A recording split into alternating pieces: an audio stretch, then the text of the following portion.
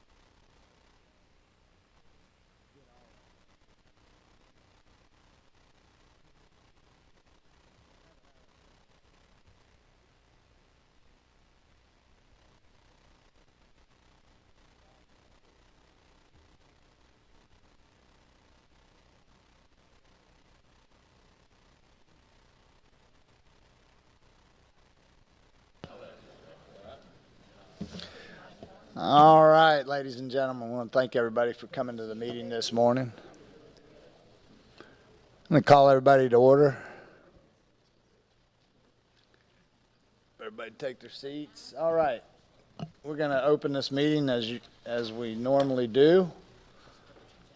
We open the meeting in prayer, and this morning we've invited Preacher Jason Carter from West Milton Church of Christ to come up and give us our invocation. Thank you, sir. If everybody would rise.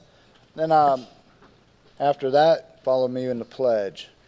And preacher, if you just push that button right there in the middle and there you go. Thank you, sir. Let us pray. Our dear Father, we thank you so much for everything that you do for us. We thank you for every blessing that you bestow upon us, for your grace and your mercy. Father, we pray that you will be with everyone in attendance today at this meeting. We pray that all discussions may be civil, that the commissioners make decisions in the best interest of the citizens of this county, and that the citizens conduct themselves in a manner that is worthy to be called your children.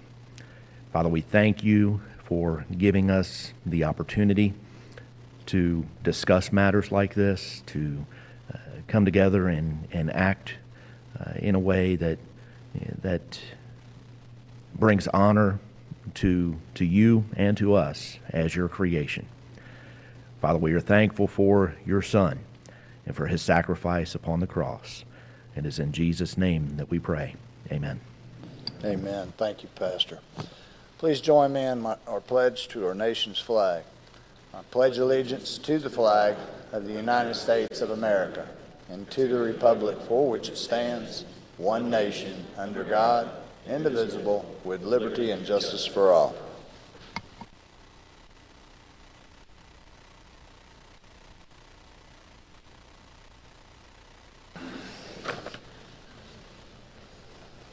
Come on. I know.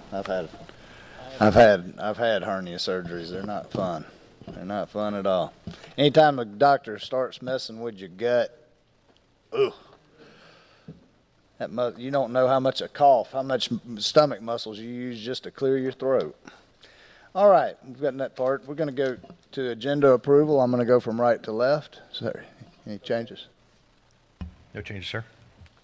All right, seeing no changes. Mr. Chairman, I did want to let you know that on item number 13 on Monday, we had the wrong, the right information in the backup, the wrong request, but we're requesting that approval of the term sheet by Triumph Gulf Coast. We already approved the grant, so this is just a term sheet. It was included in your backup. I just wanted to highlight that change. Thank you, Brad. All right. We have anything else? All right. We got agenda approval. This time I'm going to come into commissioner comments. Do we have any comments this morning?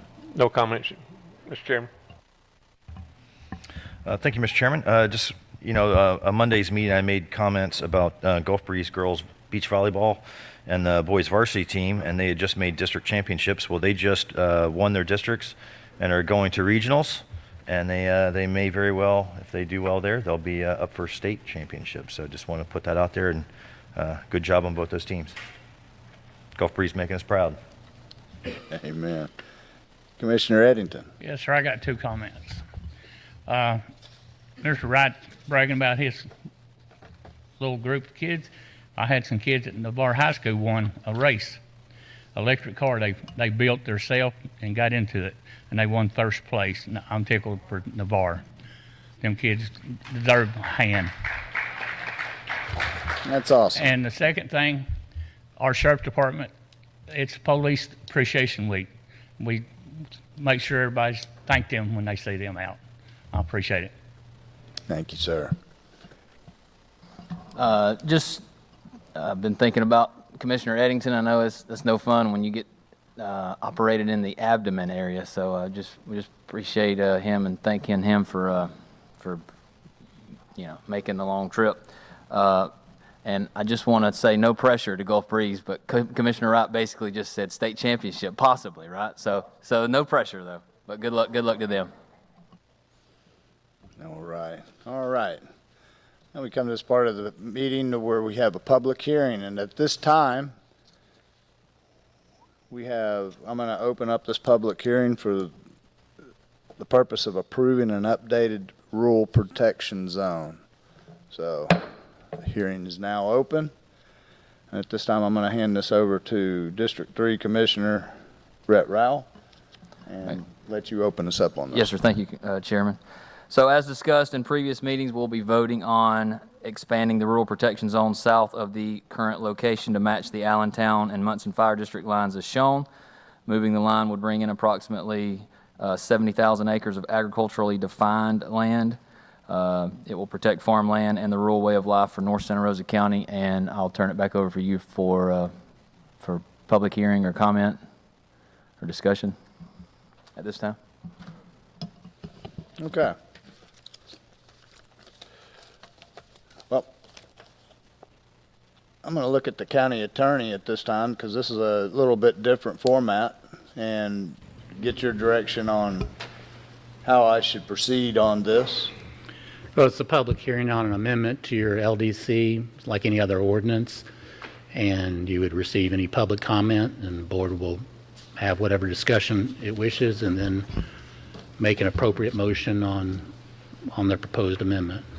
Okay, so is it basically open it up to public comment at that time? At some before point, discussion? before you vote, Or- I would Go. suggest public comment before the final board discussion. Okay. So if everybody's comfortable, let's go ahead and start with board discussion. Then we'll open it up to public comment, and then we'll go to the rebuttal and board discussions. And then close it up from there. How's that sound? Does everybody sound? I'm just going to look for a nod of heads. You guys good with that? You good with that?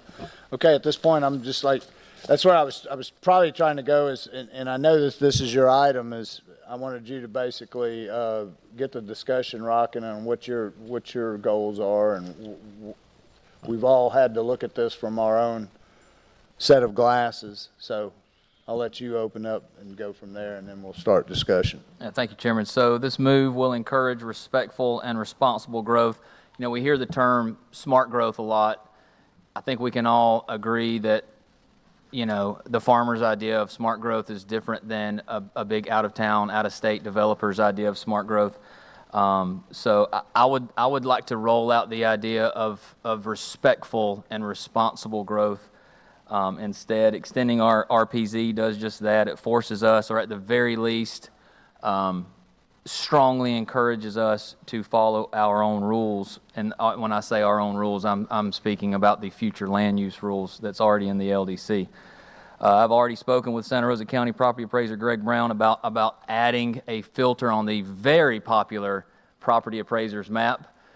He said that would be very easily done, where it's very clear where we are. He said, you know, we could go ahead and add that now to the existing one, but I think it's every 2 weeks with the GIS. He started speaking about things that I didn't really understand, but we give them the information from the county side and then they upload it. But that would be very clear, so everybody would know. There would be no concern. I know there's been some concern about using a road and not using a road, but this would take that concern out of there. And I'm also okay with, if this gets approved, we could add signs, literal signage. You know, you are now entering the RPC. That's a half joke, Chairman. I'm just kind of halfway joking there. But again, this allows us to follow our own rules. It encourages strongly to follow our future land use. If there is a reason, it's there. The future land use, the LDC, it's in there for a reason. If there is a request to change zoning that conflicts with the future land use, let's really, really look at that. Let's evaluate it. That's the point. That's what the RPZ does. This does have teeth, in my opinion, but of course, I'm more than happy to, if this gets approved and we move that line, to talk about adding more teeth and strengthening it even farther. But the first step to doing that is moving the line. So, you know, I say let's run. Let's not pause, but let's run to follow our own rules, and that's what this does. Let's run to respectful growth and responsible growth, and following our own future land use. So I'll open it up with that for now. Thank you. Okay. I appreciate that. As one of the things that you know from me in the past is where I stand on beefing up the RPZ. And so, like in the past, when we brought this up with this current board, I had even said that I'm not against expanding it without taking private property rights away. But at the same time, I was in more favor of putting more teeth into what we currently were recognizing. Because here's the situation. You have this group of landowners that are north of 182, and they've already come to expect, and that's why I've always stood strong on that line in our special rezoning meetings, is we have the line, let's have this respect for it, and let's put something in there that will protect it from policy change. Let's not put something together to where we're still going to have an area open to policy change. And that's where you're at currently, and then you say, and I'm just going to give scenarios. You have a scenario where we say we're going to beef up what's current. Okay, we go in and we say, okay, the current landowners can do what they want as it stands and with the rules they have. But the minute they sell it, anybody that buys that property is already notified of the fact that they're buying farm land that's going to be used for farming. Therefore, it doesn't drive the price. It keeps the price at a stable area. You can't change it for the future without giving those that have it currently an opportunity to do with what they wanted to do. Because then this is a delicate area of property rights. And, I'm not a big property owner. I own 0.85 acres. And on my 0.85 acres, it's mine. And, you know, I'll give you another example. You know, there's a guy that's close to me, and we're on a canal. We're around Blackwater Bay. And I'm seeing this other property owner that's got fill that he's put on his area, his land, and I only saw it because I was in a boat. Well, yeah, he's got property rights, but he doesn't have the right to go and throw something that's going to cause damage to the environment on us. And it's going to be an environmental change for me. I'm a fisherman. It's going to mess up estuaries. It's going, you know, sedimentation is way worse than sewage, but don't let me get unraveled here and off the track here. The guy, I don't want to be that guy that sits there and says, you can't dump loads of dirt on your road. Yes, you can, but I think you're filling in wetlands, so you're going to have to go through the process to do such.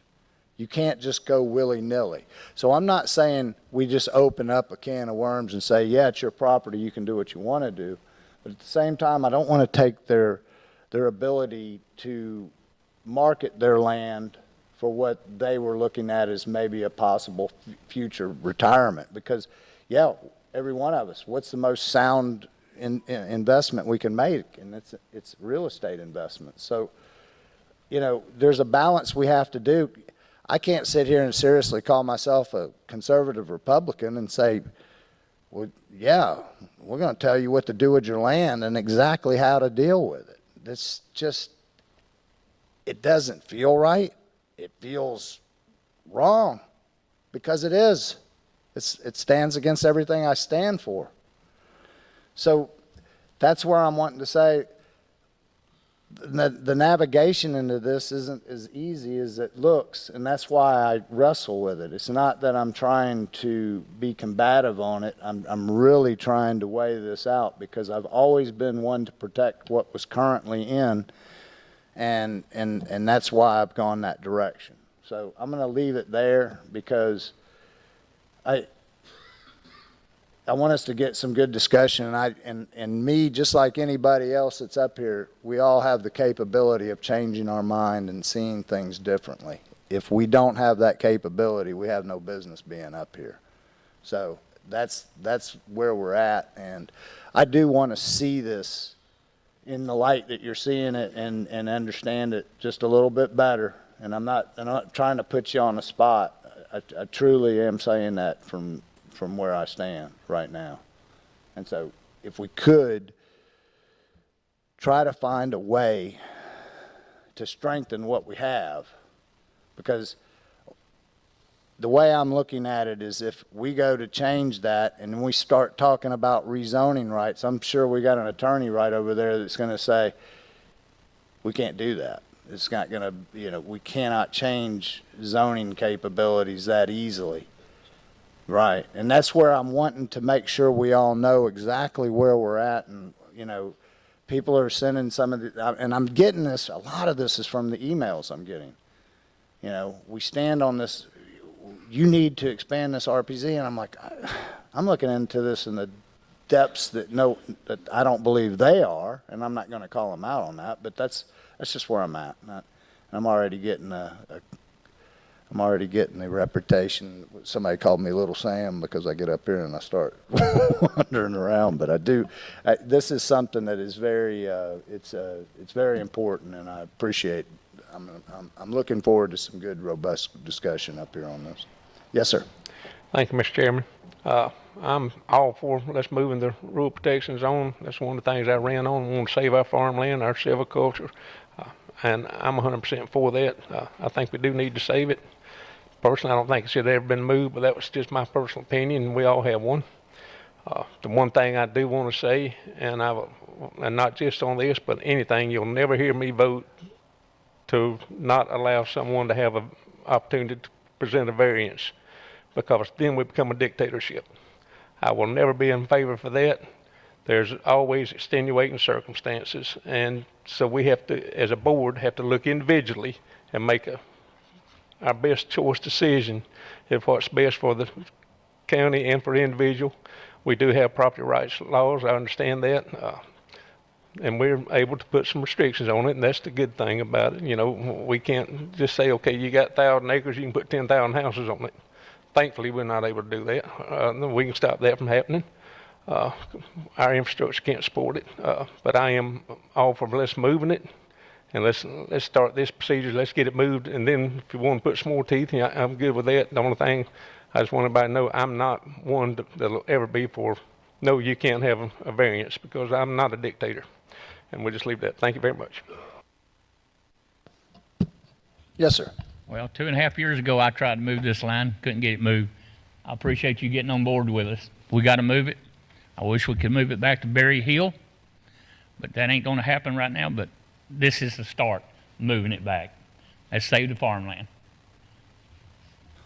But Commissioner Eddington, that's my question, is how exactly are you proposing to save the farmland by moving the line? That's what I'm trying to get behind here. Well, that's what we got to work on, but we got to move this line and try to help. Well, that's where I'm trying to invite you to bring some more ideas instead of saying we just got to move it. Because I agree, but make me agree, because that's the problem I'm having. Mr. Chairman, 4 years ago, I started meeting with farmers and attended a couple of the Blackwater Soil and Conservation District meetings and said, how do we help protect the prime farmlands in the rural area? And I asked for assistance during that time, and I had a number of conversations over those 4 years. And we had a situation where we clearly had a different district commissioner that was in strong opposition to that, and there was a board that simply wasn't supportive of the idea. However, time and time again in those conversations, I asked for some assistance with some specific ways that we could do it. And outside of the discussion of, well, we could look at transfer of development rights, we could look at conservation easements, but it never went past that. And now we're at a point where we have a board that's interested in actually making some good policy decisions. But what I'm concerned about is the idea that we're going to run to a decision that is, I know I've used the term arbitrary, and I know I realize this has been a divisive thing between myself and other members of this board, but I cannot in good conscience rush to a decision simply because it feels good or simply because there's a number of people asking for it. Because I've had farmers reach out to me and say they don't support moving the rural protection zone because they're concerned about their private property rights and they're concerned about us telling them what to do. So on one hand, there's a group of farmers that are all for protecting it, and there's a group of farmers that aren't for protecting it because they want the option to do something with their property at some point when they choose not to be farming anymore, when they choose to give it to, create generational wealth and give it to their kids and their grandkids. Last time we had this discussion, I brought up the fact that our RPZ language in the LDC is only 2 pages. And I asked some very pointed questions in that conversation. What I was hoping for today is that everyone would come back as a board with ideas on how to address those questions. And it wasn't that I was trying to give anyone homework, but I was asking questions because I was trying to help formulate how I as a board member can help guide and get as a group get to a point where I say, okay, it makes sense to move it, but here's the goalposts and the rules that we're setting for the farmers, anyone wanting to develop that land, the farmers' grandkids. So everyone knew what the rules were going to be, so everyone knew how to proceed. And I've yet to hear anything specific. I get back to the fact that our LDC and the Rural Protection Zone specifically says rural activity centers, commercial, should be established within 1 mile of identified crossroads and the town of Jay. It also said crossroad communities, residential, to allow residential development up to 4 units per acre within 1 mile of identified crossroads in the town of Jay. So that's R1 zoning. I had Sean Ward and his team put some maps together for me. I've got large copies here. And what I asked for was something with a little more detail. I said, give me something that's got the parcels, so you can see the parcel sizes and the existing zoning on the existing RPZ and the proposed, along with the 1 mile radius drawn around it for the crossroads communities and the town of Jay. And what I found is there's some really large parcels that are currently zoned Ag 2, that based on our current rural protection zone plan, everything that's not street frontage, on, like for instance, Chumuckla Highway and New York Street.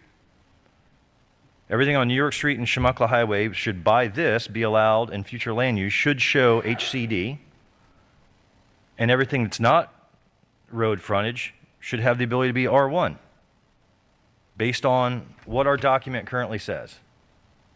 And if that's what we're saying we're doing today, and we're going to stick to this, and we're willing to update the property appraiser's map to show a future land use that follows what the LDC currently says, and we want to move the line, I can get on board with that because we're not doing something that's in contradiction.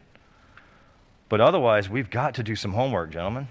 We've got to. I'm not going to rush to bad policy. I'm not going to rush to a decision that I'm going to look back on 10, 15 years from now and go, well, man, I wish we hadn't have done that. I mean, there's a lot of decisions that we can look back on that boards have made, whether that be, rescinding the impact fees back in 2009.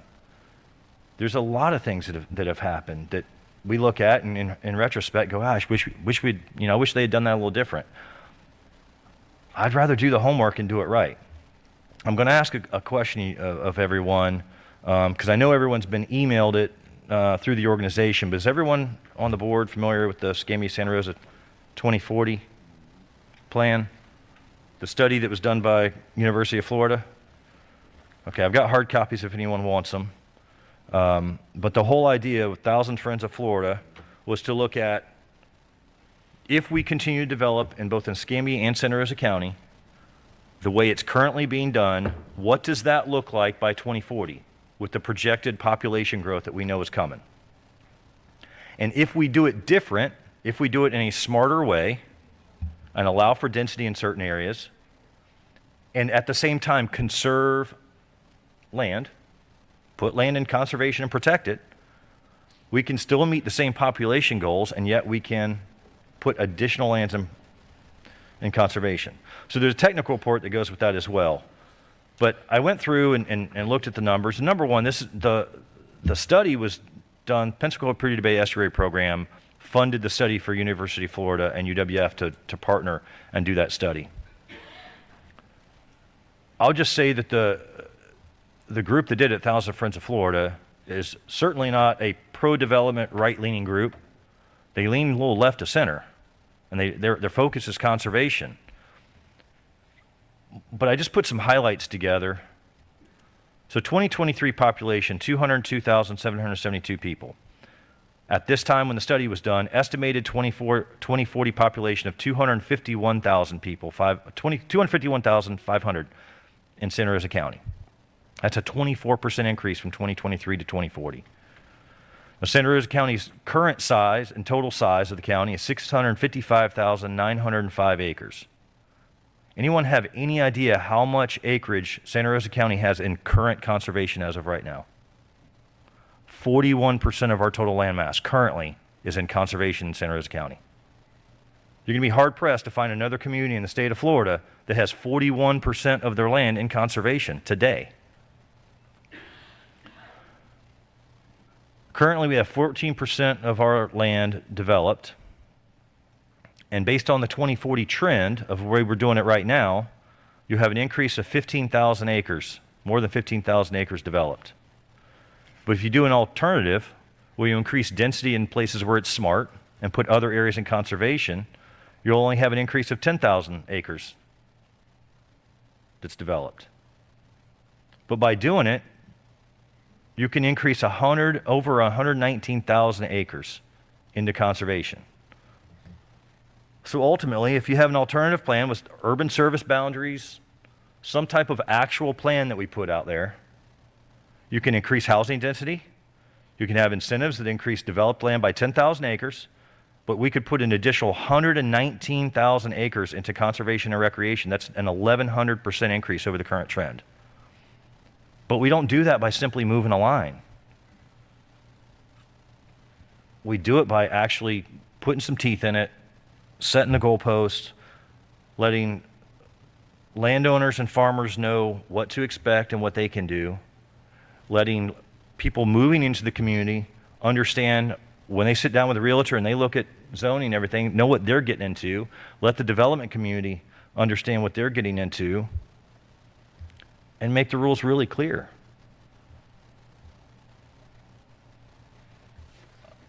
I still go back to the same questions. Are we going to allow new communities? Are we going to avoid urban sprawl? Is 1 house per acre really what we want to do? Do we want death by 1,000 cuts? Are we going to restrict housing to 1 house per 5 acres or 1 house per 15 acres? Or are we going to allow the 4 units per acre that we currently have in the LDC, specifically in the rural protection zone? Should rezoning be prohibited? And what additional protections and buffers can be done to protect Pond Creek and other tributaries? I'm still left with the same questions, gentlemen. And all I want is a robust discussion for us to figure out how we get there. It is certainly not my way or the highway, but can we get together and talk about what, how we get there and find the balance? I'm all for moving the line, but what does that mean? Because when you look at the maps, there's a whole lot of land in the current RPZ that by right and by what we currently have in code, in county law, says we should be allowing HCD and R1. And it seems like that's against what I'm hearing some of the spirit of the RPZ is supposed to be, based on what I'm hearing from some members of the board. So I guess what I'm just asking is, what are we trying to accomplish? Are we saying we just don't want growth and we want to stop it? Are we saying we don't want any rezonings? Or are we saying that we want to guide growth in a smart way and protect as much land at the same time? Thank you. All right. Mr. Chairman, Yes, real sir. quick. That was a lot of numbers. I appreciate that, Commissioner Wright. Again, all for making this as strong as you guys want to make it. I just want to follow our rules. Of course, in the future land use, there's planned, respectful growth there in those crossroad communities. I'm not saying that we change any of that. The Burt Harris Act says we can't. So the idea, Commissioner Smith, of trying to take anybody's property rights or that fear, we can't do that. It's against state statute. If we tried, they'd say, no, you can't do it. So we're not doing that. And we're not adding, to me, this is as simple as let's follow our rules. And to me, this if you look at the numbers, because I contacted Mr. Ward as well, I said, we're starting to hear this board is, Santa Rosa County's turning anti-growth, anti-development. And that's not what we are. And that's not what this does. But pre-assigned subdivision addresses. Does anybody know how many pre-assigned subdivision addresses we have? It's over 11,000. It's over 11,000, either being built or, just out there. District 3's over 3,500. District 2 over 3,300. District 3's nearly 700. District 4 a little over 17, and District 5 over 2,000. So why don't we encourage in-county development where we have the infrastructure? Because none of those things, in my opinion, Commissioner Wright, all of those numbers, all of those fears and questions, and I appreciate, because I know that you're being sincere with it, and I appreciate it, because I know you are. And I know we all come at this from a different view. But none of those account and take into account and consider the infrastructure side of things. And the infrastructure is not there in District 3. It's just not.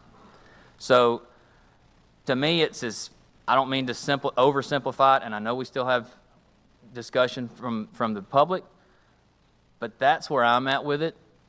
It just allows us to, okay, this is what we're going to protect, and there's 1,000 reasons or 1,000 questions that can come up from that, but that doesn't mean it's a bad idea. That doesn't mean we shouldn't do it. That just means we have decided as a board that we're going to protect the rural way of life and the prime farmland and the rural way of life in District 3, and we can talk about how we want to make it strong and do everything that we can do. But I'm not in favor of changing anything in the LDC. I don't want to open up. I don't want to have another task force. I don't want any of that. I don't want to open any of that stuff back up. But this board has a heart for doing this, and that's my thinking behind this. I appreciate and respect those views, and I look forward to however you want to take this, Chairman, as far as discussion from the public or whatever.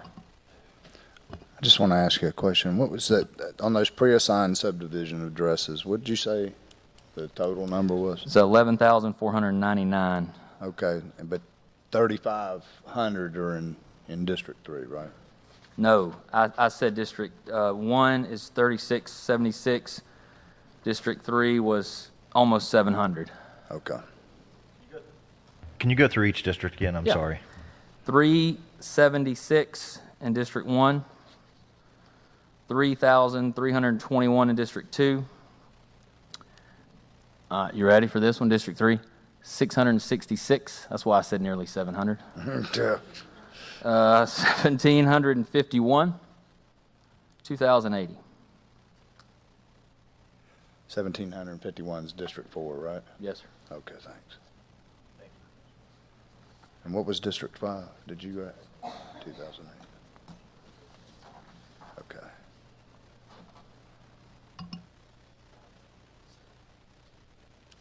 Okay, thank you. All right. Well, I'm not seeing any more green lights. I'm going to open this up to speakers on this, and I have looks like 6. I have 6. We got a 2-minute timer on these, so I'm going to call first Buddy Page.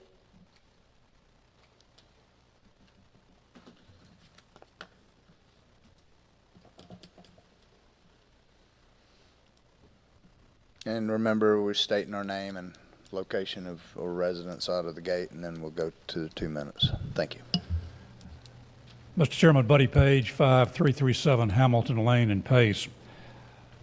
Mr. Chairman, I'm concerned about, or my interest would be procedurally how this is going to move forward. I heard Mr. Wright indicate right off the bat, his comment was, we have work to do. I would certainly agree with that. Procedurally, moving forward is going to be a roadmap that needs to be put together so that everybody knows which way we're headed with this and how the components are going to be put together. How we assemble that all together is where my concern is. I was around in the late 70s, early 80s when the state came in and said, we're going to put a university here. We want 3 miles all the way around the property zoned. And our department was in charge of coming up with that. And we did. State came back in 1985 and said, we have now a Growth Management Act for the entire state of Florida. Your job is to go out and inventory everything under the categories that we provide for you. This is our criteria. You're going to do that. Escambia did it. Santa Rosa County finally did it. And that's how those types of documents were assembled. I don't see what we're looking at here today to be a great deal different than that. I can only think of and I have relatives that have farms up in this area. If I was a farmer in the North End, or I had property in the North End, and my property was such that the soil conditions would not allow any type of agricultural product to be produced. But yet, next door to me, here's a guy with 800 acres or 80 acres. He is a farmer, and he grows a crop, corn, cotton, whatever. And he has an annual income that he's able to enjoy along the way. The guy that has soil that cannot support that, he does not have that type of annual thing to look forward to. However, if he's put into a category that includes his land with the others, he has no way out of that. Bottom line to all of this is, I think that we do have a lot of work to do, and we need to have some type of inventory of what lands are suitable and what lands are not. Thank you, sir. Thank you. Thank you. Next, we have Jerry Cooey.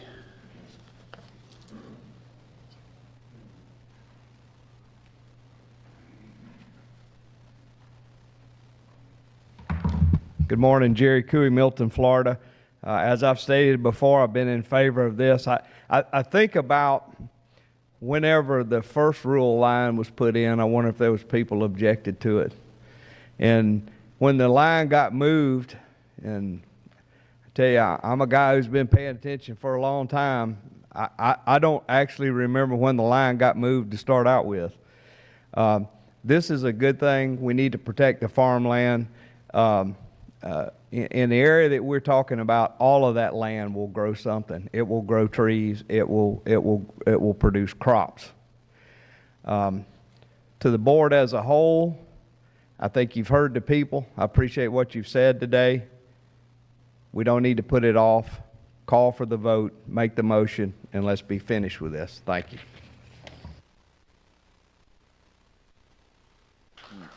Next, we have Sherry Chapman.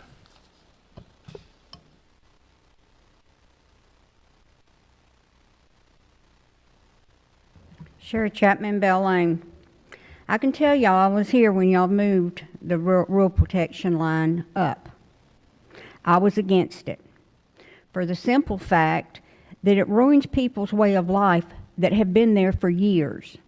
We're so worried about what's coming that we forget about what's here. And that's what bothers me about decisions that are made. I would love to see this to go back to where it was in the last 10 years, which is Berry Hill Road. You can't even get down Berry Hill Road because we moved it.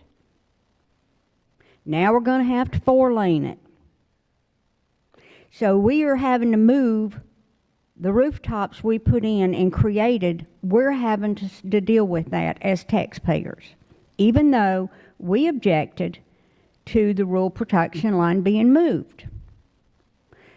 There are so many subdivisions that are already in line to be put in that we don't need to worry about rooftops at this point. We need to worry about roads before development. And I'm telling y'all, I'm 100% for moving this south. I would love to see it to Willard Norris Road. And I'd love to see where these interconnectivities of roads where people have had rural ways of life are not ruined because somebody gets to put in a rezoning and does a development. That is what we've done to people. That is what y'all have done to people. I have yet to see a bunch of people in here fighting to keep this from going south. You see residents in here fighting to keep it north. Last time you saw people fighting to get it north, I hear about emails. Are they ever in the record, or are these just whatever?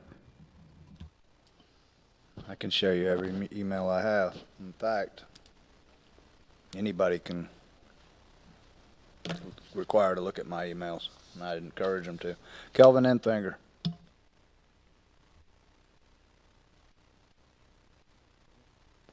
Jim Doyle.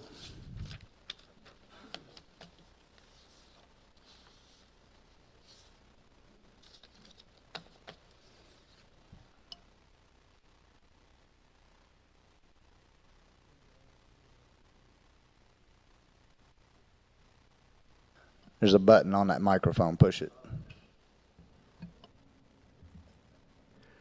Jim Doyle, 308 Plantation Hill Road in Gulf Breeze. I also own some land in Jay. I'm totally in favor of moving the rural protection zone back 1 mile as it's proposed. I want to bring your attention to the map that was in today's agenda of this rural protection zone. It shows a big circle around Jay. The circle is 5 miles across. That means that's a 20 square mile area. J is only a 3 square mile area. What you do is, with this map, if that's correct what I'm seeing, is you're creating sprawl that will destroy J. And J is a very interesting town.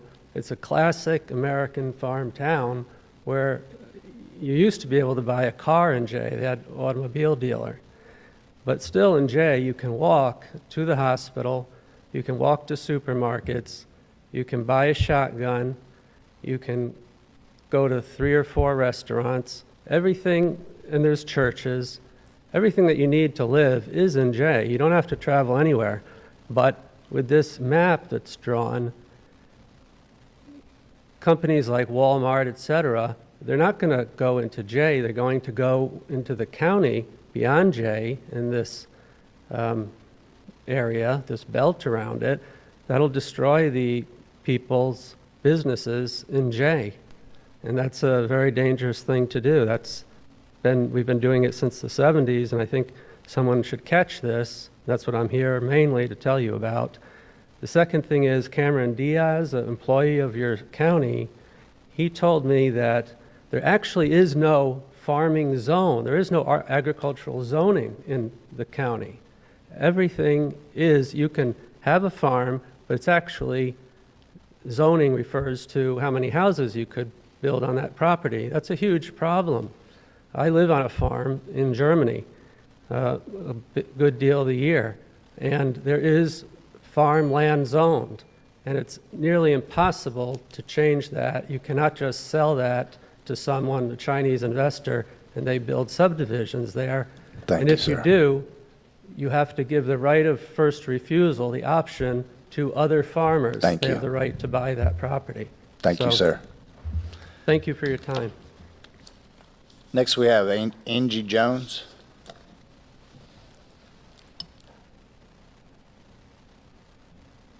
Good morning. Angie Jones, 4557 Chemekla Highway in Pace. First, I want to thank you for doing the necessary work and the hard work of protecting the way of life that so many of us have grown up enjoying and hope to have been able to make a living in Santa Rosa County, and prayerfully hope that our children will be able to do the same. So thank you for doing that work. I am here today not on behalf of an out-of-state developer, not on behalf of someone from far away.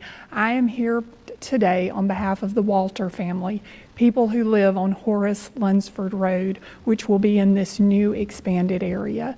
I am asking not that we don't protect our farmlands, not that we don't do the hard work, but that we give consideration to the people who own property in this 70,000 expanded acres, who have put work and investment into a development for the future. People who bought intentionally outside of the RPZ with a plan for development, a plan for providing for their families in the future. And when they bought their land, they thought, this isn't in the RPZ. This is land I can do something with. And now by moving the line, they are losing potentially that opportunity. So I'm not asking that we don't adjust lines. I'm not asking that we don't do this well. I'm asking that we do it thoughtfully and with consideration for people who have invested already in this area that was not in the RPZ when they purchased, when they hired engineers, when they did soil testings, when they moved forward with their developments, when they have pending rezoning applications. I'm asking that you consider those folks before we move the line. And I thank you very much for your time and thoughtfulness on this. Thank you.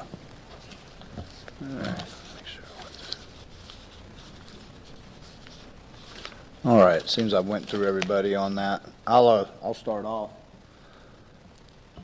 I kind of heard of something that was coming against me with the roads before development, and I'm just going to kind of address that. One of the things that I have never been and never will be is an anti-development person. And I've never understood that mentality, because without development, we die. Without development, our kids aren't able to stick around. Without development, this becomes much like, and I don't like to disparage something that we see. I see it every time I drive through Bruton. You see this once thriving area that just kind of fell apart, and it's kind of always been playing catch up. It's upsetting to me when I hear I want robust discussion, and it just needs to be moved. It's a good thing. It'll be a good thing. Just move it. And then you get villainized for wanting to dig into it and get a little deeper on what exactly are we talking about. And that's problematic to me. So it's a problem to me to hear people just say, let's move it and be gone, be done, and let's move, rock and roll. Come on. I want to know what we're going to get done. I need the public forum ones because we're not done with public forum.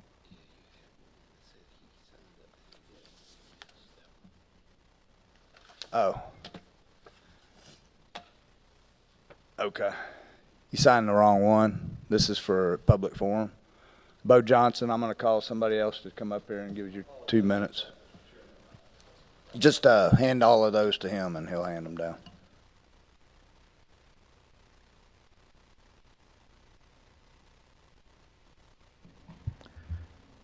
The protection of prime farmland. I'm Bo Johnson, Milton, Florida. The protection of prime farmland is a very noble purpose, and I fully support the efforts to assure that our county has rich farmland available to meet the needs and enjoyment of our future generations of county residents. As you're aware, much of the property along the new RPZ southern boundary is actually timberland. While I have very special memories of enjoying summers at my grandfather Cooper's farm in the Blackwater Forest, I also recognize that not all forest lands are created equal.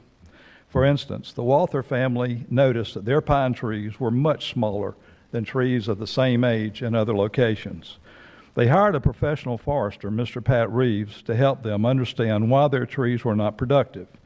In the timber report provided, you'll notice Mr. Reeves is a professional timber consultant with over 40 years' experience, 38 years teaching forestry classes at Auburn University, and the Alabama courts have declared him an expert witness in timberland evaluation. Mr. Reeves provided photos of 15-year-old timber with only half the volume they should have at that age, less than 3-inch diameter. He also found 20-year-old trees with growth classified very weak. The report concludes this property is disturbingly below average in timber production. Sometimes soil conditions, along with nearby roads and water, cause properties to be better suited for the American dream of providing homes than growing trees. While many of my very good friends and family members are farmers, others are plumbers, roofers, equipment operators, and carpenters. They too are good people. Remember, the Savior of the world was a carpenter. Thank you, Commissioners, for recognizing that a local citizen, Chuck Walther, has already made a considerable investment, submitted project plans, and should be allowed to continue. He's doing it right, meeting with neighbors and respecting the land. Thank you. Thank you, sir. I'll get back on my soapbox on what I was talking about.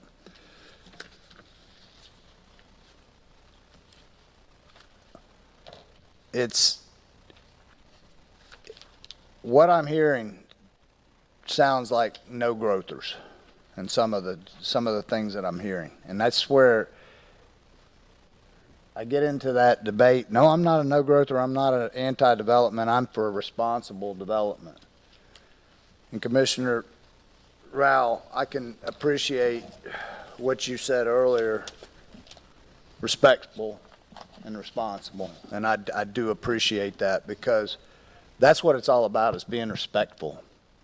And I agree with you 1,000%. And if you don't agree with me going so far negative against me and saying, basically putting your fingers in your ears and yelling, nah, nah, nah, that's the part that I'm not really in tune with. Let's have respectful discussion. And let's not play these I gotchas, because that I gotcha is what the problem is. The problem is we just want to, and we see that in our current national politics right now. We see a left that's sitting here going, no, you disagree with me, you're wrong, nah, nah, nah, nah, and we don't want to hear it. And, and I'm like, we're all sitting here scratching our heads going, what the heck is going on with the world? We're going crazy. So let's get a little bit, let's get some manners is basically what I want to say. Let's get some manners and quit the I gotchas and yeah, it just needs to be moved because we moved it in the middle of the night, and you know, this is about property rights. I have a hard time trampling on people's property rights, and as we should. This is America, and you know, I've been all for protecting that RPZ, and that's what I've said. Let's get a little bit more. Let's concentrate on what we have and let's put some teeth in it, and that's where I stand. But you know, I'm just kind of responding to what I heard, and that's the problems I'm having. Yes. Thank you, Mr. Chairman. I'm sure that after today's meeting, and I've already been accused of it, but I'm sure people are going to accuse me of wanting to be a scorched earth, pay paradise and put up a parking lot kind of person, which anyone that actually knows me and has actually listened to what I've said knows that's exactly the opposite. I do believe in responsible growth. It's just interesting when people say that, I'm not against development, I'm for smart growth. When asked for specifics, what I rarely hear is anything specific on what smart growth means. Because oftentimes it's, well, don't rezone this or don't rezone that. Well, where do we rezone and what does it look like? And it's easy to throw out, little quips and, statements. But when asked to actually provide facts and some numbers and some guidance, rarely do I hear that from people. I heard the comment, we're too worried about what's coming versus what's here right now. So what's here right now is important, and we have to make decisions based on what's here right now. But that's managing, right? That's playing the game of whack-a-mole and being reactionary, right? That's what the deputy in green does when he's driving around the county and he's going from call to call to call when the CAD lights up from someone from a house call and saying, there's a domestic violence situation. Someone making a phone call and saying, hey, my bike was stolen. That's managing. That's worrying about the right now and what's here. The deputy that has time to drive around and drive through neighborhoods and stop and talk to kids and look for things that seem out of place, an odd person in the neighborhood that's not normally there, that's the one that's worried about the what's coming. That's community policing. That's proactive. I don't care if it's a business owner, a general, an admiral, county administrator, or board member. We got to be worried about what the right now, but we also have to be worried about what's coming. That's called leadership. So the future does matter. And by God, that's why I'm sitting in this seat. I'm worried about my kids. I'm worried about my grandkids. That's the same thing farmers are worried about. They're worried about their kids and their grandkids. They're worried about their livelihood. What is infrastructure? I heard, the roads before development, and we just don't have the infrastructure to keep up. Okay, let's define infrastructure. Is it simply roads and it's simply road conditions? And if so, what is the condition of a road at which point we're willing to allow some development on it? How do we define that? If the road's, 17 foot wide and run down, does that mean no one else can build on it? So we can't take 15 acres and subdivide it to 5 acres? Or if it's 19 feet wide? Or do we do it based on how many houses are currently on it or how many driveways are already there? Do we look at fire protection? Because we know fire protection, we don't have fire hydrants in the north end of the county.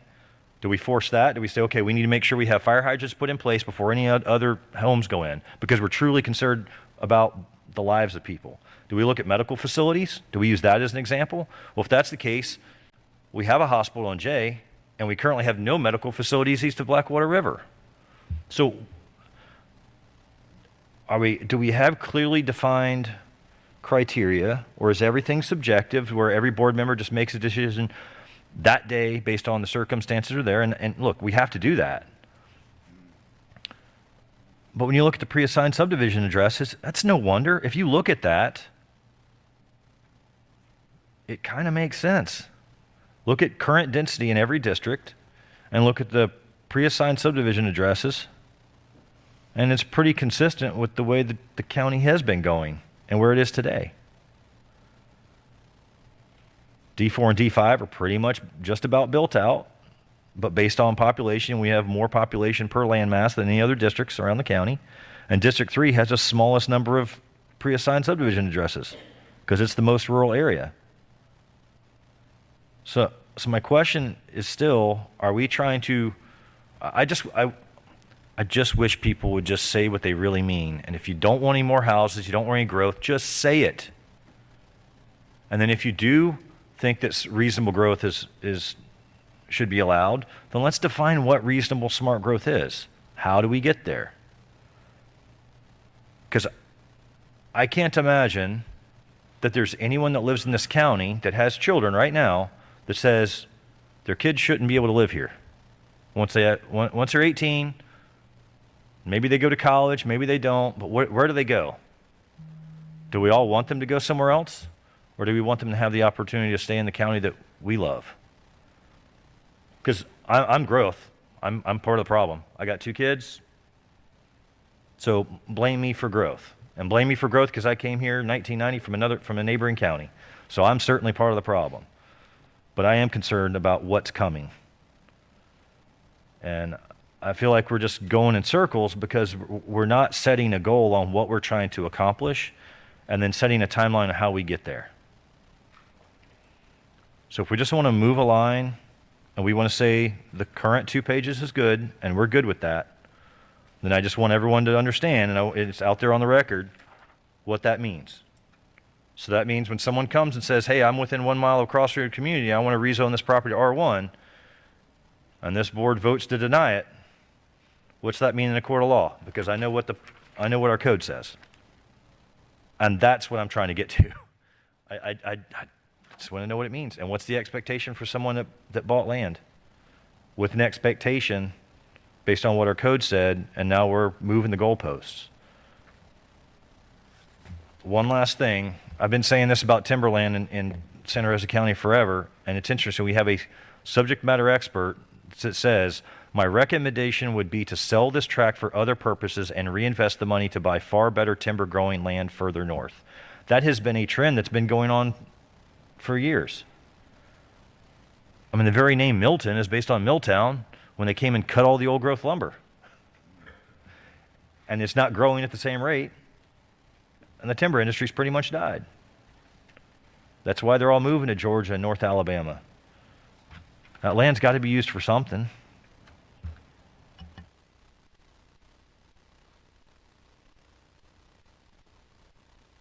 You're done. All right. Do we have any more? Yes, sir. Yeah, sure. So I'll keep this simple. Here's how I define the specifics of infrastructure: water, sewer, fire hydrants.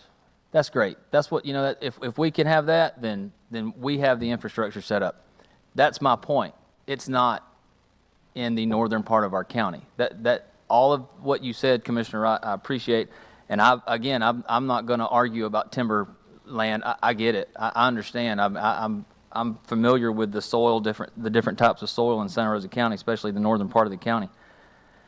That's not all that this does. I've been very clear. This is about the rural way of life in District 3. So I'm trying to be as clear and transparent as I can. And again, let's encourage our growth where we've already got everything ready to go. Okay, that's all I'm saying.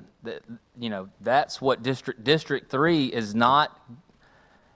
District 3 needs to be preserved as much as we can preserve it.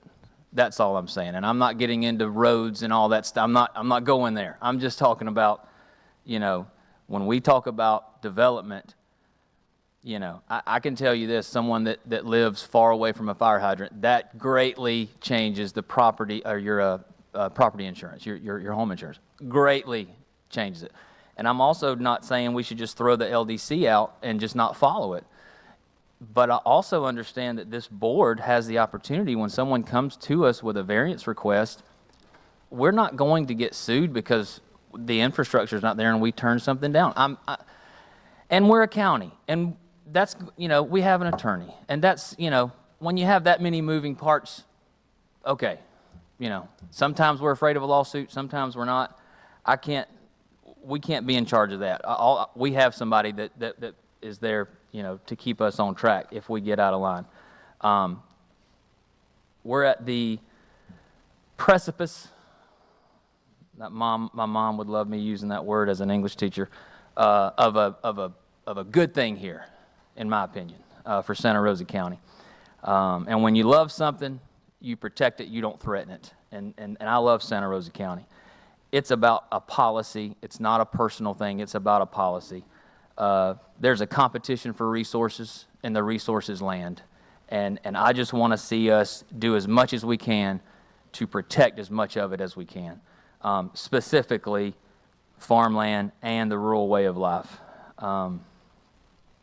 It's our job. Everybody's got a job to do, and I'm not trying to infringe. And again, the law says we can't infringe on anybody's property rights. But we have a job to do, and it's to create policy, and smart, clean policy. And I understand that this isn't perfect. I get it. Let's make it as perfect as we can get. But the first step is a simple step, and that's to move the line. I'll close with this. What will this do? It'll protect farmland. It'll protect farmland. We can act like it. There's 1,000 different reasons why it may not. It does. It will protect the way of life. It'll encourage growth where it needs to occur along the roadways and in the crossroad communities. I'm not saying I'm against that. It'll allow this board to follow future land use and to point to that, and it'll encourage urban landfill and stop sprawl. It does not hurt anyone's property values. Again, Burt-Harris Act prevents us from doing that. And the same people, I've heard adding a layer of government. The same people that say this adds a layer of government are the same people that are going to want to come and get a variance and upzone land. That's going to want the government to step in and get involved. So that argument is like, I don't want the government involved, but yet I want you to quadruple the my property value, which again, they're entitled to ask for that variance. So if we're ready to make a motion, I'll throw a motion out there to move this line as stated on these maps with a 30-day implementation. So anybody that's in the hopper, we can still hear those variance requests, and I will look for a second on that. If I'm jumping the gun, Chairman, I apologize. I'll just ask, you were stating the variance request. There would be, I was good until that. What were you talking about? When someone is wanting a variance request, like we've heard from public forum, the rezoning, rezoning, upzoning, that's still following our future land use. So everybody can still request an upzoning? Unless this board says, and I've heard that idea from our first meeting, I can't remember if it was Commissioner Wright, but do we want to not allow that? And I say, again, this has never gone against any future land use. Okay. I'm seeing Tom wincing your nose a little bit. So every time I see you do that, I'm a little curious because I want to ask you what you see concerns with that motion. Well, I don't have concerns, but I would just note that, and I wasn't involved in the drafting or adoption of this original language, but there's no provision that prohibits a rezoning in that section. But if you want, as to the effective date, if you wanted it set off a certain time, I would suggest you put a date certain so there's no question 30 days from what. And if you want to make it June 15th, or June 30th, or whatever, but if that's going to be part of a motion, I would suggest a date certain. Go ahead. Mr. Chairman, I was just going to object for just discussion's sake and ask a couple questions, and then certainly someone's welcome to make a second. Current RPZ, do we feel like it's doing its job? We've heard people come up in the audience and tell us that we need to change some things. Do we feel, as it sits right now, why do we want to move it? Is it doing its job? Do we feel like the rural area has been protected? I think that's a yes or no situation. So is it working right now? It's working where the line is currently, and that's why we want to move the line farther to protect even more. So everyone is in agreement that You're asking me specifically. I'm answering so specifically. okay. So there's I can't answer for anybody else. there's no you're comfortable with where growth has been in District 3 inside the RPZ as it sits right now. I am comfortable with people having an opportunity to ask for a variance. I'm comfortable with following our own rules in the LDC. I'm not comfortable with changing what we have and going back and reinventing the wheel with the LDC. I'm comfortable with moving this line, and if we want to add more protections, then let's add more protections. But what I'm hearing is let's add more protections, but then also, I don't want to infringe on property rights. Again, we're not infringing on anyone's property rights. So I don't understand why, if we're for protecting farmland, I don't understand why, if this doesn't infringe on anybody's rights, then what is the holdup? So I guess my question is, what I'm hearing from people that want it moved is that what we currently have isn't working, that we want to do more. Well, that's what I hear constantly. I hear it from people that came up today. And that's why I'm just asking you as the district commissioner, are you comfortable with the growth and development that has happened in District 3 within the RPZ? You're good with it, you don't think there's room for improvement, and that we think we're good, and we just want to move it because we think it's effective. Okay, I can take that argument and I can accept it for what it is. I personally am saying I don't think it's effective. I don't think it's doing its job. I think it can be done better. And in doing so, I think I'm comfortable with moving it if we can make it better. That's all I'm saying. And I think while there's people in the audience that probably disagree with me, I think they don't realize how much more closely aligned we may be and that there is room for improvement. Because I don't think the RPZ is really being effective, because I don't think it makes sense. I think it contradicts itself. And I think there's places where growth has happened that has not been responsible, and I think there's great examples where it has been responsible. And I would just rather be on the side of making sure we do it the right way and we're responsible, and not allowing the irresponsible stuff continue to happen. So that's my objection. That was my question. I'm done. Yeah. Okay. Go ahead. Let me jump into the fire here. I'm not 100% comfortable with the way that RPZ has been done in the past. These houses along 182 that looks like a dadgum bowling alley drives me insane. That's my problem. You spend the money to have a 1 acre lot and you can't even drive your vehicle in the backyard. This is ridiculous. I grew up in the country. I'm for preserving our rights. I am not for these bowling alley lots that's been developed. So let's move it, put some more restrictions on it where they can't do these bowling alley lots, 70-foot wide lots. I mean, you build a 2,200 square foot house, a decent house on a 70-foot wide lot. You ain't driving in your backyard. So what you got that 1 acre for? Other than maybe build your bowling alley, you can't get back in there to do anything else with it. So let's stop these 70-foot wide lots. This is my issue with it. And we do need our infrastructure as far as our water and fire hydrants and everything put in there also. So I'm good with moving back. I just want to put my 2 cents worth on that. Well, you definitely struck a nerve with me, and you know you did, because I can't stand that. I can't stand that either. I can't stand but that, I think we're going to be getting into minor subdivisions and stuff like that in our next talks on our land development people, our task force. And as it stated, okay, I'm a little clearer now. We're keeping language as language. We're keeping it where it is, and we're just basically stretching the territory. So, as that stated, I could go all the way to 98, is what I'm saying. I'm good with it. I just wanted to make sure we were all on the same page, and I do appreciate your work you're doing on this, Commissioner Rao. You're doing a lot of hard work on it, and I do appreciate it. You're digging into it. You're getting into the deep dive. The deep dive is the uncomfortable stuff. It is, as we call, that is our true world of sausage making, because we're into the deep stuff that it gets hard. It really does, and I appreciate you doing that. I don't have any problem with it. I'm not, I think we're just kind of wasting oxygen at this point if we do debate this any further, because as you're stating your motion, I'm pretty comfortable. I don't know about the rest of the board, but if everybody's good with it, we'll let him restate his. It's done. The discussion.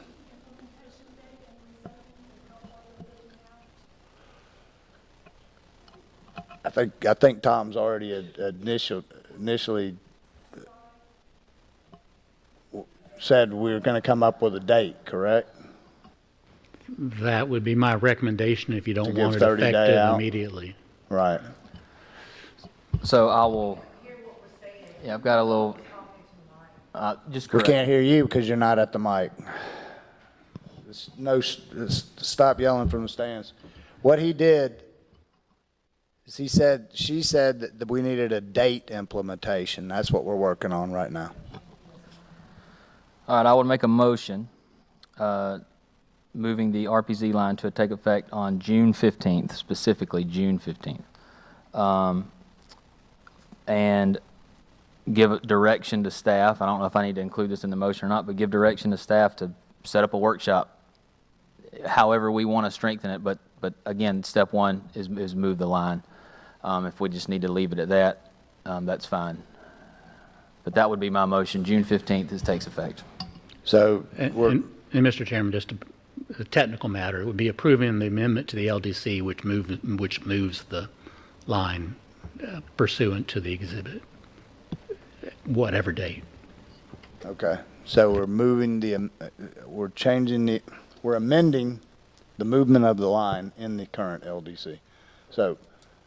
Correct. Do you need more clarification on his motion? I think that gets it in the minutes. Okay. With a workshop to be scheduled by staff within a period of time to discuss additional details? If it gets a second.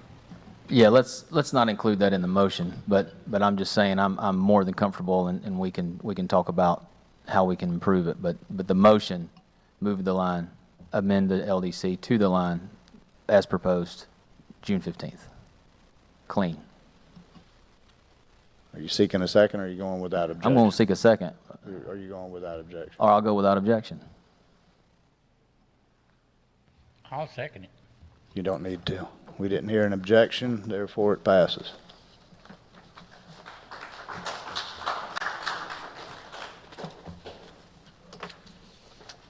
All right, this time we have public forum. First in line is Pauline Grimes.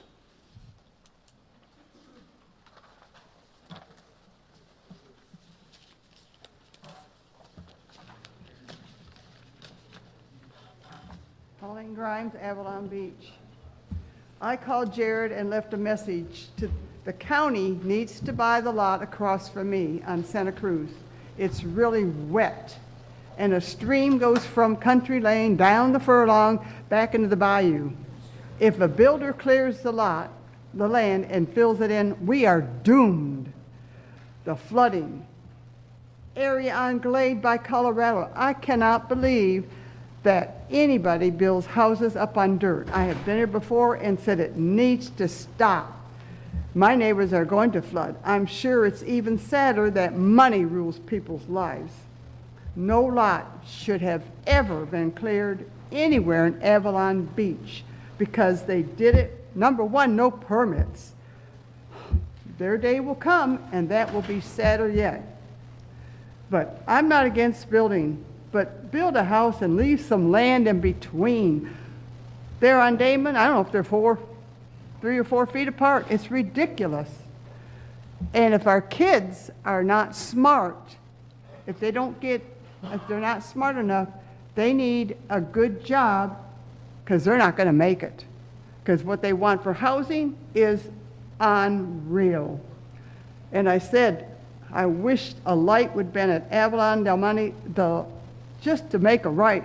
I went into town here in 90, coming out of a restaurant. I like to never turn right for the traffic. It's a nightmare of traffic. Like I said, I'm not against building. It's just got to build a house and leave some land in between. Well, y'all God bless you and have a nice day. Thank you, Mrs. Grimes. Next, we have Joanne Swalen.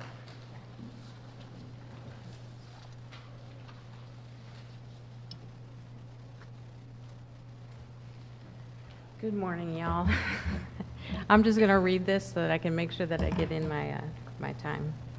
And this is an opinion piece. I'm here to speak regarding Ibis Road. Can you hear me? Can you hear me? It has certainly been eye-opening navigating the controversy of Ibis Road given the agreements that have been existing through the years. Not one person that I have spoken to is anti-development.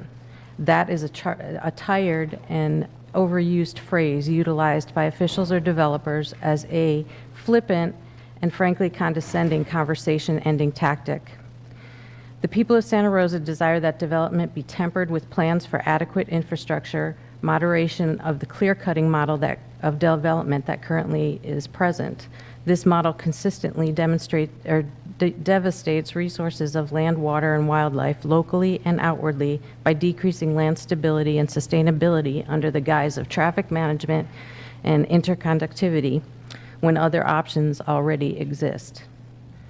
The word developer should actually already encompass the qualities of respectful and responsible management of land and resources with a view to integrate minimization of effects to water, life, wildlife, and local lifestyle. While it does not seem to exist in its best form, currently, at its best, it's heartbreaking, and at its worst, it's possibly villainous, as it actively seeks to destroy the character and lifestyle of the area. It is obvious that neighboring areas are beginning to take a stand as they employ temporary moratoriums on building to cement what will hopefully be a more responsible development. Most recently, that was stated at, I believe, Baldwin County just recently put that in place. And I believe it's been in Okaloosa, correct me if I'm not wrong. Santa Rosa is a jewel among the Gulf Coast and is currently being ravaged by seemingly unchecked development, its lifestyle and resources decimated and unrecoverable all around. I believe it is a convenient lie to think that responsible development is impossible. Strength lies in local governing entities being strong advocates for our county. I have queried builders that verify that clear-cutting as it exists presently does not need to exist in that form and in order to make builders successful. Interconductivity does not mean blasting asphalt through existing stable neighborhoods, especially when other avenues not only exist but have been agreed upon by the builders. Interconductivity speaks also to the planned green space plans for wildlife, walkability, and not just blacktop. Santa Rosa County needs leadership to stand firm, even when it is hard. Our local government stands in the gap for Santa Rosa. Advocacy at its core is a complete commitment to someone or something that cannot speak for itself. Santa Rosa is that someone for you. These windows of opportunities will go away, and advocacy can either be natural or be a cognitive choice of your job. Thank you, ma'am. I need you to state your name and where you live. Just My for the record. apologies. Joanne Swalen, Ibis Road. Thank you, ma'am. All right. Next, we have Sherry Chapman.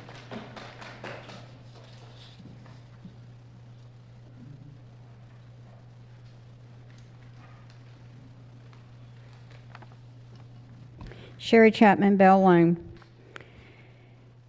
Several years back, the neighbors surrounding Skipper Lane came in here and begged the previous commission to not allow apartments over there.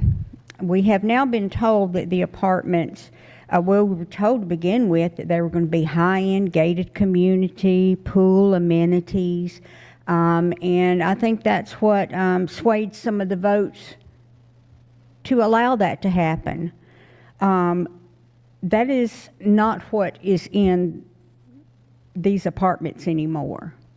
The gates have been plowed down.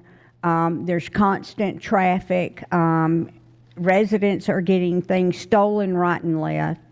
So whenever you approve an apartment, maybe we need to look at how that apartment is funded. My understanding is that this particular apartment complex was probably funded with government money up front to help. That means that they want something in return at some point. Well, initially, the gates were up. You know, there was very little foot traffic through other people's property, and that was fine.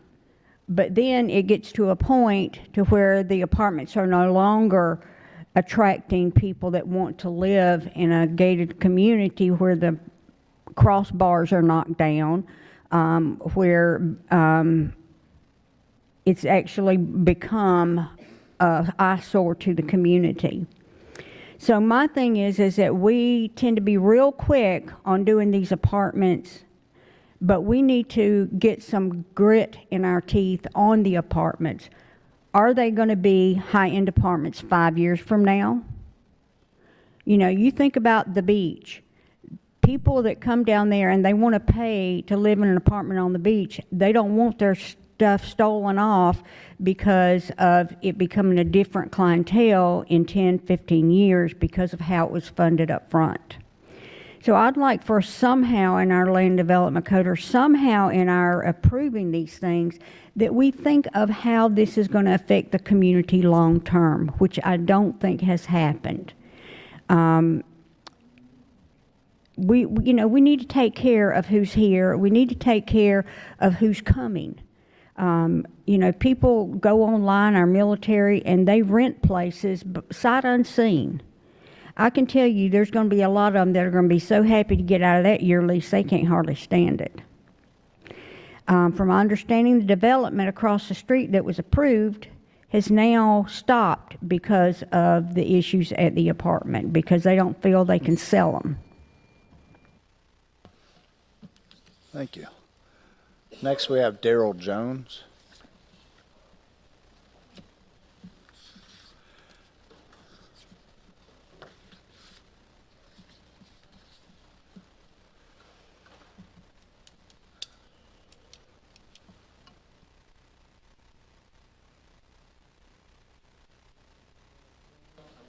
Push that button. Push that button. Daryl, push the button and then state your name. I was trying to tell you. There you go. Okay, I'm sorry. My name is Daryl Jones, and I'm out of Avalon Estates. I appreciate you guys having me speak up here today. This is the second time in a month, and I don't like coming up here. The reason why I'm coming up here is because of what's going on up in Avalon Estates. I've lived there over 30 years, and as I can see from listening to these board meetings that you guys are having, you guys clearly don't agree on the same thing. I can see that right now, and that's why we got the problem that we have right now. A deal was brokered between the residents, the board, and the land developer for Ibis, Westmont, Admiral, and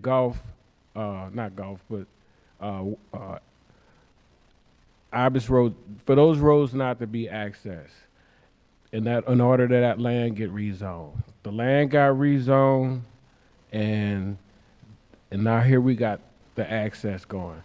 So essentially, the original deal is already broken. All right, on two aspects. I don't even think it's 4 houses per acre back there now. I think it's more than that. I'm almost certain it is. So the land developer is not following their agreement, and we're getting the short end of the stick. Bottom line, every promise, every agreement that was made in here has not been honored. I got a list. I'm listening to everybody speak. I have not written a speech. I got to become a frequent flyer for my summer job up in here to make sure that my residence doesn't get trampled over. Y'all talk about rezoning and all this stuff and developing the land, then do it. You're putting too many houses on these properties. 1 house per acre. Farmland. When I first moved to Avalon Estates, it was considered farmland. That's how I got insurance with Farm Bureau, because they said, well, you can get Farm Bureau because this is actually considered 1 house per acre, so it's like farmland. Okay, cool. I got a good deal on my insurance. You talk about trampling over and all this. Now y'all want to put houses behind us? That changes the whole thing. Now, none of us are against growth, obviously, because we allowed and agreed for the land to get rezoned. The problem is that we're getting trampled on. We're getting stumped on. You're not respecting our land. And that's why we coming up here. I'm tired of coming up here, but I will keep coming up here, and I'm going to hold you guys accountable. Y'all haven't heard me speak yet. Thank you. Next, we have Kelvin Enfinger.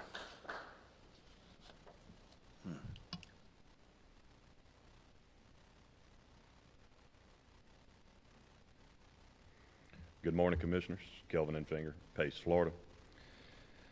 As you know, I am currently serving on the Land Development Code Task Force. I'm here today not to discuss or debate the policy of the task force, but to raise a concern that goes to the heart of public service, fairness, and integrity of our work as a task force. A fellow task force member, Ms. Dara Hardigan, has used her public platform through Save Our Soundside social media page to falsely represent my profession, the industry I represent, and most disturbingly, my position on sensitive topics like clear cutting. These are not differences of opinion. This is false and misleading information being conveyed publicly while we are still in the process of doing the work this board has asked us to do together. This behavior undermines not only me personally, but the credibility of the task force itself. It sends a message to the public that our process is being politicized and poisoned from within before it's even complete. In addition, similar misrepresentations have been echoed by individuals affiliated with Ms. Hardigan, like the Save Santa Rosa group. These are coordinated efforts to discredit a fellow task force member without basis in fact, and they are unacceptable. I've retained legal counsel, and a cease and desist letter is being prepared. My attorney will assess damages and determine the next steps and based on what follows from them. But legal action aside, I am here to ask you directly, do you believe this kind of behavior is appropriate from someone appointed to serve in a public advisory role? If your answer is no, I ask you at the very least that this board ask Ms. Hardigan to issue a formal statement of correction and a public apology at the beginning of tomorrow's task force meeting. If she's unwilling to do so, I ask that you seriously consider whether she should continue to serve on this task force or not. The public deserves a transparent, honest, and respectful process, and so do the citizens like myself who volunteer their time to serve on it. I'm sure you gentlemen probably haven't had time to see the videos that were highly edited and altered to paint me in a false narrative of what I do for a living, who I represent, and my position on these topics. But they're gross, they're disgusting. You gentlemen have suffered from very similar actions. The files were too large to email to Mr. Baker this morning. I can get those in a Dropbox and make sure that you can see both videos that were put in public and the full video from the task force meeting. And you can see just how disgusting they are and how grossly they've been just altered to paint me in a negative light. I thank you for your time. Thank you, sir. Last, we have Cindy Smith.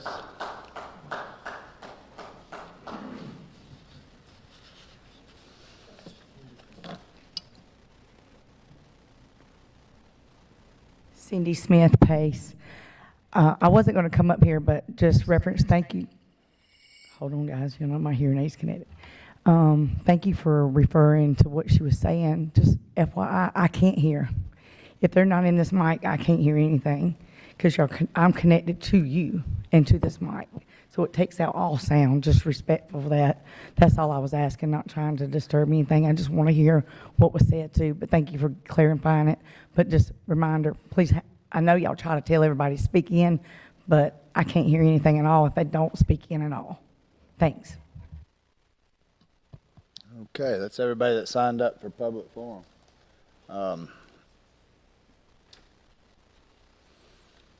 I'll start off with the next to last one. Mr. Enfinger, I did see the video. It is problematic for me. You do not talk that fast. You did not sound aggressive in the meeting. It came across as an aggressive move on your part. I just the other day was bragging about the good work that you guys got done in that meeting. I thought it was very amicable. I thought you guys were very polite to each other. I thought you did a great job. That is a problem when I do see that, and I can understand your distress with that. Some of the other things on Ibis Lane, I know what I'm doing to accomplish what we've already stated what we're going to be doing as a board for Ibis Lane. Connectivity is very important. I've even said that I would be in support of that connectivity had the county not made the deal they made. So we stand up on our deal, and that's where I'm at. I'm dead set against going against any prior deals made by this county commission. So that's where I stand. Interconnectivity is important, though. We all do understand that. To think that that area is still ag land is a far stretch. We've got our courthouse within 1/2 mile of your residence right now. The county courthouse is right there. This is an epicenter. So, you know, I get it. Milton was, well, shoot, Gulf Breeze was nothing but I remember you and I, Bobby, were talking about how I got my dad's Gran Torino up to 120 mile an hour going down 98 back in the day around the Tiger Point area because there was nobody out there. The troopers didn't even want to hang out there. There was nothing to get. There was nothing to. So, you know, in essence, that was ag land. So growth is going to take away the old form of life. That's that. This was woods one day. And it was probably that ancient forest at one time that we mowed down. So that's all I've got on this. I'll go down the line. Yes, sir. I can remember when this was forest land, till my age. Miss Joanne, I said what I said early on Ibis, and Mr. Jones also. What I meant, and I said what I meant, and I mean what I said. I will not support Ibis Road being interconnected. We do need interconnectivity, but the people have spoken. They don't want it, and I'm going to be the voice of the people, so we're not going to do it on my vote. So we'll leave it at that. Mr. Enfinger, you and I have had conversations. I do not believe you're for clear cutting, and everybody knows that anybody that knows me or heard me speak knows I'm 100% against clear cutting. That's the only reason I decided to run, because I got sick and tired of seeing our county get destroyed from the clear cutting. You have voiced your opinion that you're not for it. I thank you, and I support that, and I'm sorry that things got misconstrued for you. So I was going to say thank you for what you stand for, that, and you're doing a good job. Keep it up. Someone mentioned Baldwin County. Alabama don't have the same property rights law Santa Rosa County or the state of Florida has. So unfortunately, what happens over there can't happen here. So just keep that in mind, that different states have different laws that we have to abide by. And for us to sit here and tell you that, hey, we're going to stop development, construction, roads before construction, and all this, you have property rights law in the state of Florida. We can't stop that. And I want people to understand it, that all we can do is put some restrictions on it. And I think that pretty well covers what I have to say. Thank you. Thank you. Do you have anything, sir? Yeah, Mr. Chairman, just real briefly. Mr. Enfinger, those accusations were pretty strong. I haven't seen the video. I'm blocked by Save Santa Rosa. I can't see anything they post, and Lord knows I know they've made plenty of crazy videos about me. So I'll reserve judgment until I actually am able to see both what appears to be an edited video and then the actual video from the meeting. I will say that if the accusations are true, it would cause some serious concern, because I remember not too distant past when two zoning board members that I had previously served with made a flippant remark about Woodbine Road after a failed sales tax vote. And those two individuals, there was a rezoning, and they said, well, I guess no one really was worried about traffic on Woodbine because they just turned the sales tax down, can't fix the road, and they passed it. And the public was outraged and convinced the entire Board of County Commissioners at the time to completely fire and terminate every single zoning board member at the time. 9-member board, because it was the seat that I had previously served in was vacant. I thought that was a terrible knee-jerk reaction, and it wasn't wise. And I thought the comments they made were certainly, they were able to make those opinions. But I think if we have sitting members of a task force advocating for what could sound like, at the very least, a misleading statement or half-truth, I think that caused some serious concern. I think we need to look at that. I'm very proud of what the Land Development Code Task Force is doing and what they're trying to accomplish. The videos I've seen of the group, it appeared that everyone was working very diligently to try to find good common sense solutions. I haven't heard anything so far. I haven't watched every meeting, but the ones I have watched, they weren't argumentative. One person stated their point, another person brought their point to it, and they were kind of working through things. So I had some real high hopes for the outcomes there. I just don't understand. I don't know. I'll reserve judgment until I see the video, but it is frustrating. We live in a world now where people like to call people names and scream and yell and shout and pull the swords out of the sheaths and go to battle rather than actually try to be decent human beings and talk to each other and try to find a solution. Yeah.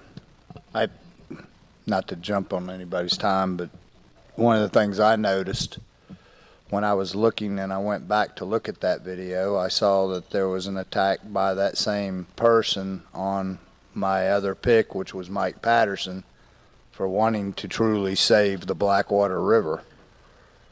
I was like, this is maddening.